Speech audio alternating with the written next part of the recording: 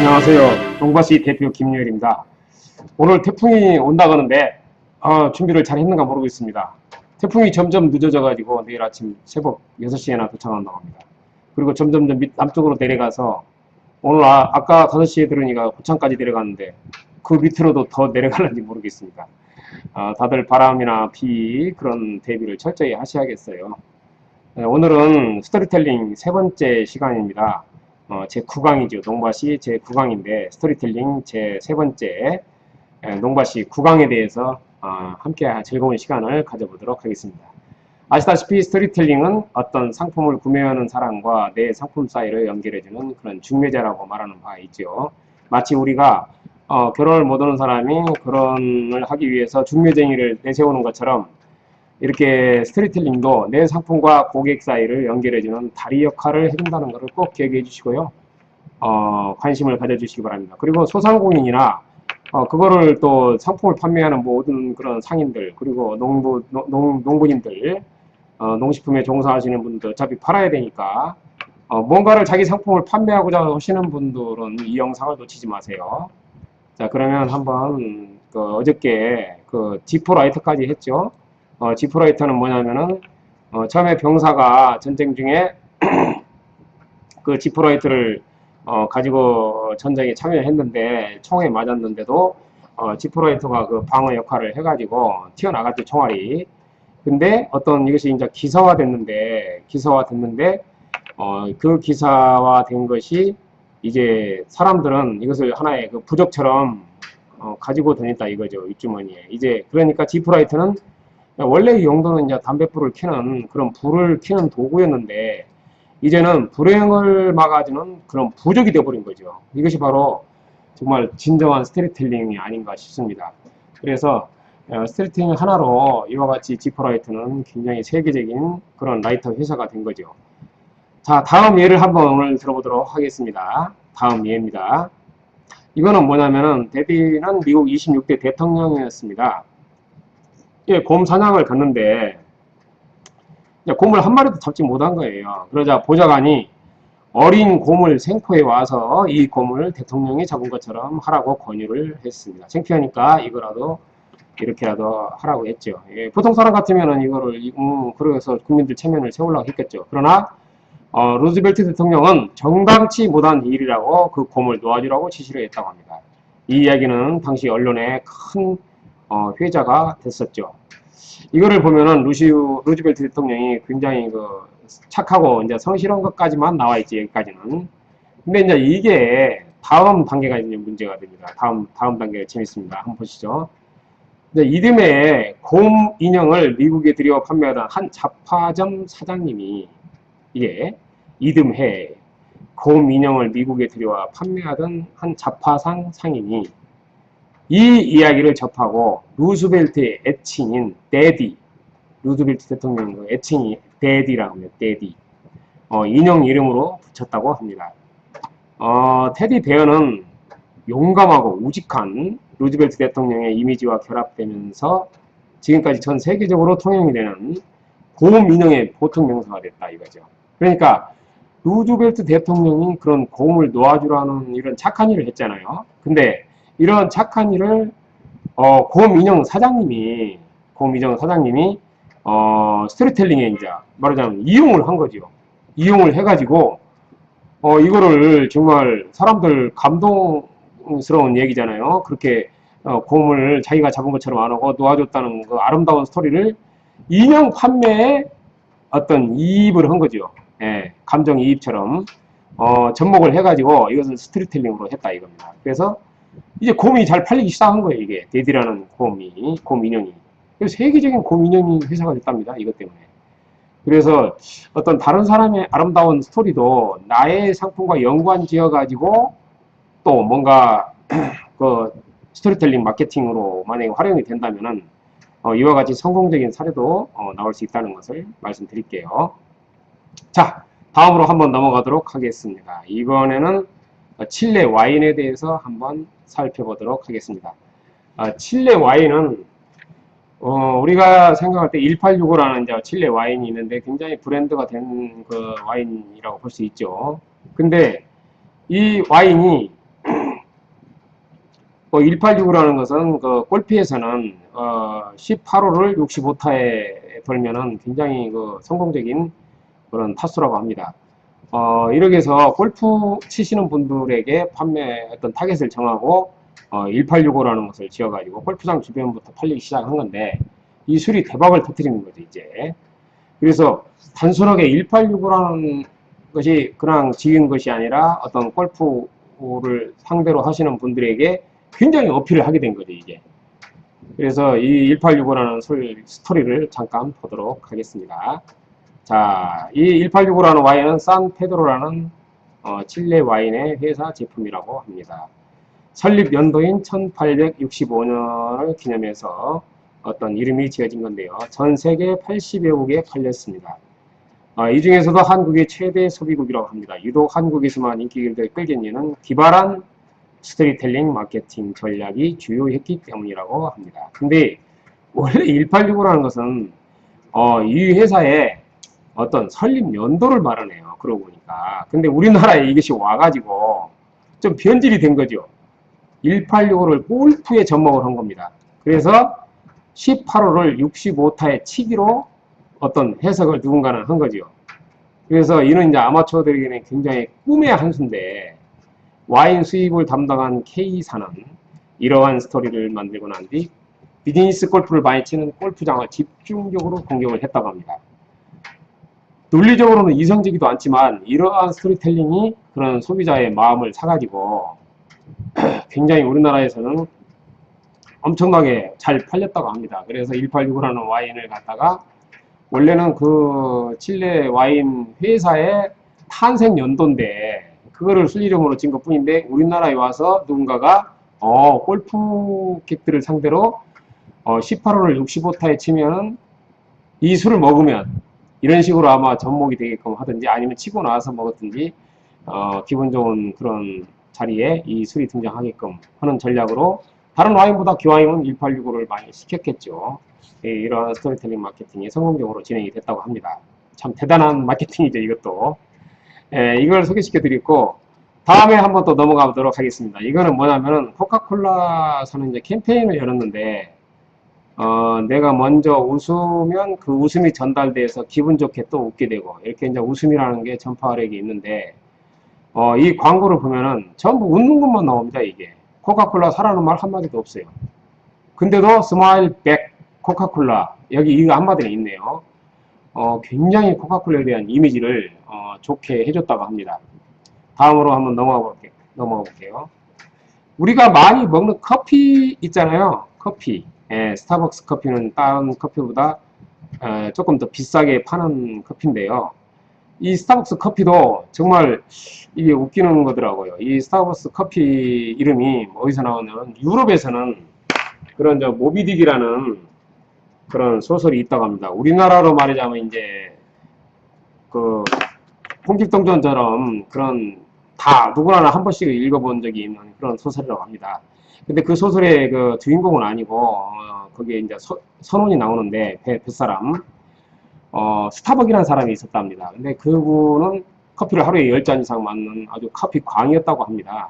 그래서 이제 누구나 그 소설을 읽은 사람들은 스타벅이라는 사람이 커피를 많이 먹었다는 걸 알 수 있죠. 근데 커피 그 경영체를 운영하고 있는 업체를 운영하고 있는 브랜드 업체인데, 이름은 제가 잠깐 기억이 안 나지만 이따가 한번 볼게요. 이분이 자기가 이제 장사가 잘 안 되니까 이 소설을 읽고 나서 이거 스타벅이라고 지어야겠다. 앞으로 회사 이름을 바꿨습니다. 스타벅스. 이제 그런 스타벅스는 이제 복수형을 붙여가지고 커피를 많이 마시는 사람들로 느껴지게끔. 근데 이름 하나 바꾼 뒤로 완전 대박이 나버린 거죠.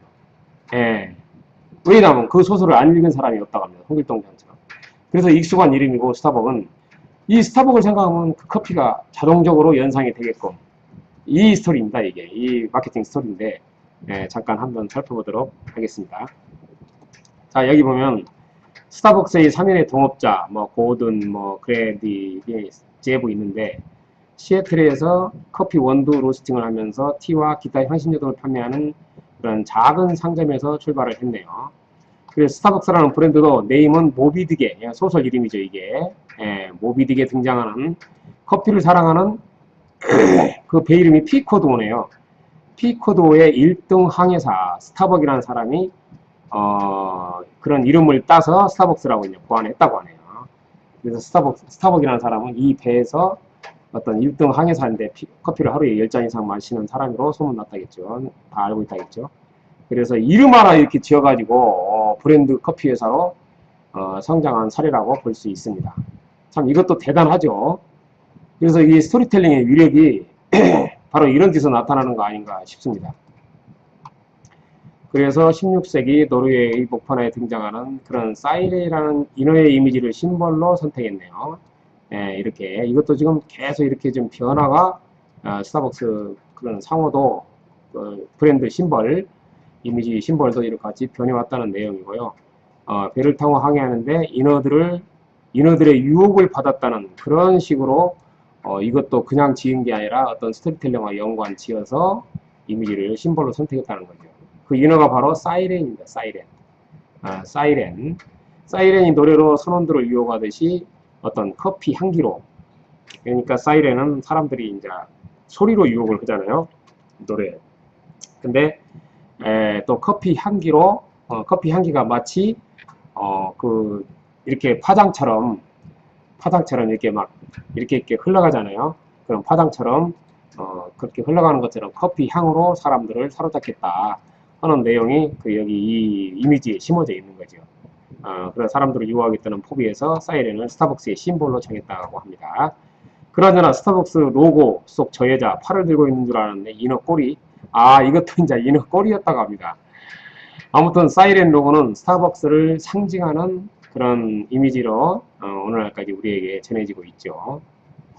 백세주도 마찬가지입니다. 이 백세주도 우리가 생각할 때는 뭐 별거 아닌 것 같은데 이렇게 스토리텔링을 지어가지고 어떤 웬만한 술집에는 또 이런 걸 전부 다 식당이나 이런데 붙여놨더라고요. 한번 잠깐 볼까요?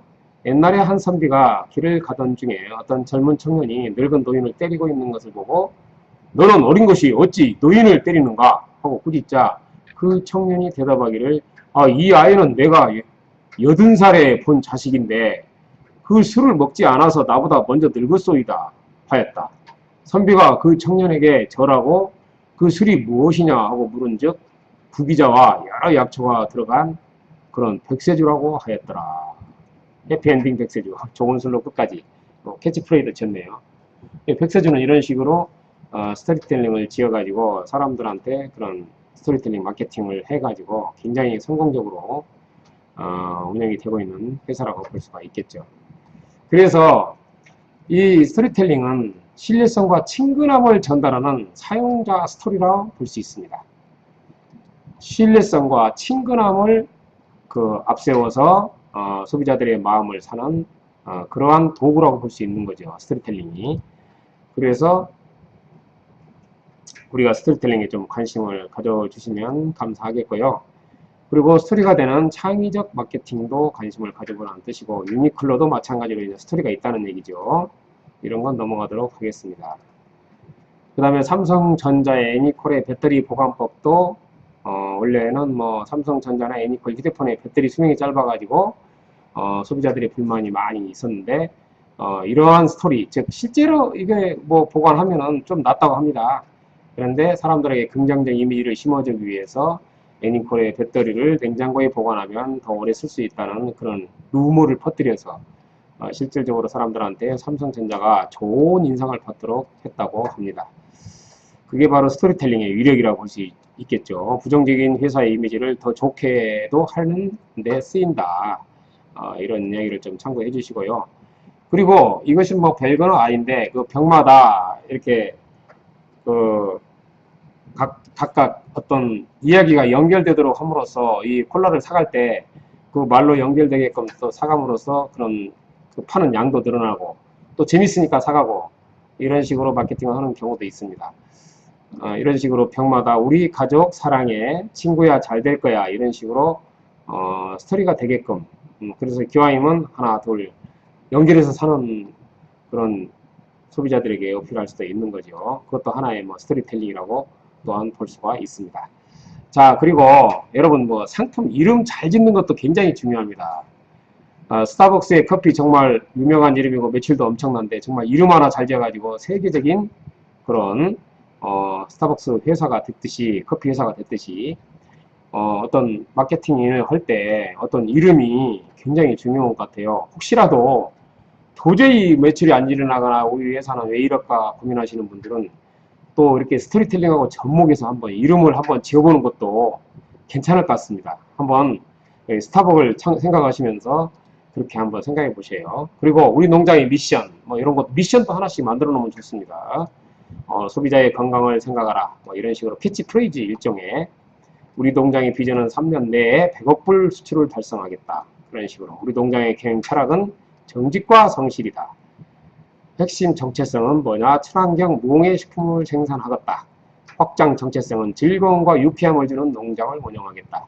또 농장의 가치는 고객들에게 건강을 선물하는 자부심을 갖고 있는 농장이다. 또 소비자의 가치는 소비자가 우리 가족이라는 생각으로 보시겠다. 이런 거를 잘 만들어 가지고 그 농장 입구나 이런 데에 붙여놓으면은 소비자들에게 오히려 더 큰 신뢰감을 주지 않을까 저는 그렇게 생각을 하기 때문에 이런 것도 그냥 넘어갈 수는 없는 문제죠. 한번 그런 농장 입구에 붙여놓거나 아니면 농장에 들어와서 소비자들이 잘 보이는 곳에 붙여놓으면 상당한 신뢰감이 있지 않을까 생각이 듭니다. 네, 그런 별거 아니지만 한번 실행을 해보시고요. 그 다음에 그렇게 한번 해보는 가지고 이 도시농업에 대한 관심도 한번 관심을 가져보는 게 좋을 것 같아요. 왜냐하면 도시농업은 또 스토리텔링하고 연결하기가 굉장히 쉽거든요. 요즘 도시농업이 또한 4차 산업혁명하고 연결되어 가지고 굉장히 뜨는 그런 기능이라고 할 수 있습니다. 도시농업에 대해서도 한번 관심을 가져보시면 여러분들에게 큰 도움이 될 거라고 생각하면서 오늘은 제 9강 스토리텔링 세 번째 농바시 제 9강을 마치도록 하겠습니다. 오늘 뭐 어떠셨나 모르겠어요. 뭐 지포라이터 같은 경우도 그렇고 어떤 상품이라는 것이 단순히 먹거리를 떠나서 때에 따라서는 그런 부족이 될 수도 있고 어떤 상품이라는 것이 내 몸을 지켜주는 수호신이 되는 그런 지포라이터 스토리라든지 또 이름 하나 잘 지어가지고 그 세계적인 커피 회사가 된 스타벅스 이야기라든지 이런 것은 우리에게 그런 스토리텔링의 중요성을 우리에게 다시 한번 일깨워주는 것 같습니다. 그래서 소개를 해드렸고요. 오늘 태풍도 오는데 대비를 좀 더 철저히 하시고 아무런 피해도 없었으면 좋겠습니다. 아울러 조금이라도 유익하셨다면 그 유튜브 밑에 구독 버튼이라고 빨간색 버튼이 있는데 그거를라도 한번 눌러주시고 또 좋아요도 한번 눌러주시면 정말 감사하겠습니다. 농바시 재능 기부로 무료로 제공하는 그런 동영상 서비스니까요. 주위 분들에게도 많이 좀 홍보 좀 해주시고 공유해 주시면 정말 감사하겠습니다. 오늘 여기까지 마치겠습니다. 감사합니다.